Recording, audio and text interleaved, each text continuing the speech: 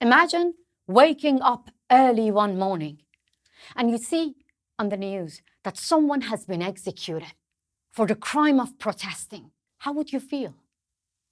It breaks your heart. That has happened to me and millions of other Iranians for 40 years. This time, it was Navid Afkari who was executed. He was just 27 years old, a wrestling champion who was arrested for taking part in the 2018 protest against the Islamic Republic. He was charged with waging war against God. Navid was tortured and forced to do false confession against himself. His two brothers were also arrested and also forced to give false testimony against Navid. He was secretly tried and given a death sentence. Human rights group said that evidence against Navid was invalid. The evidence obtained through torture. It didn't matter because his life didn't matter to the Islamic Republic. The regime didn't even allow Navid to have a final meeting with his family. After his execution, the security forces demanded that Navid must be buried within hours. That same night, he was taken to his village and put underground without ceremony.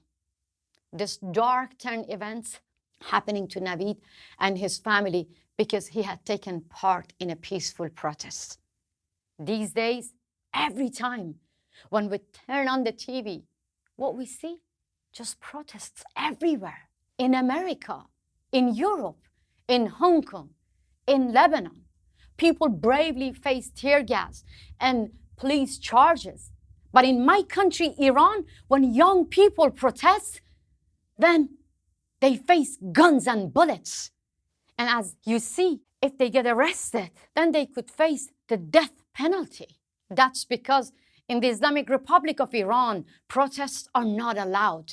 The regime argues that its opponents are resisting God's will. So they deserve to be killed.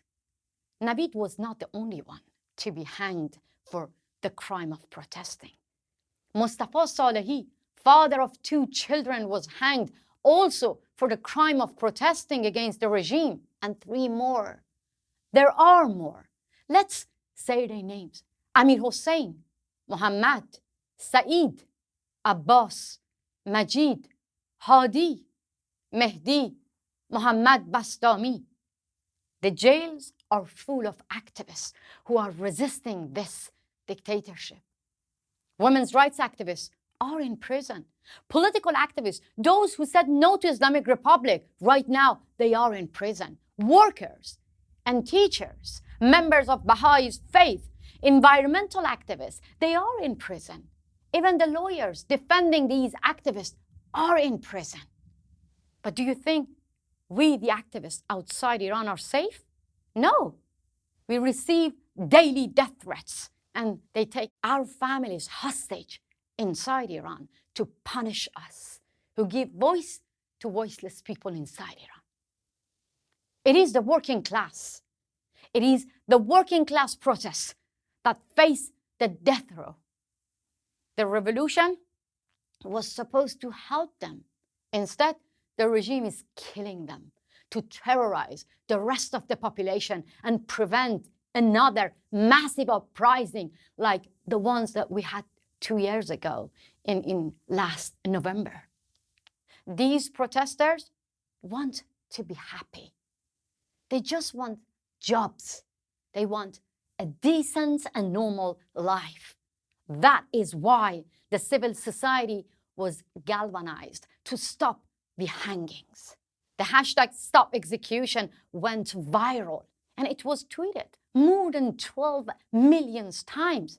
Despite the massive outcry, the regime still murdered Navid Afkari. I am worried. Yes, millions of Iranians are worried that we will wake up another morning and see others on the death row have been executed as well.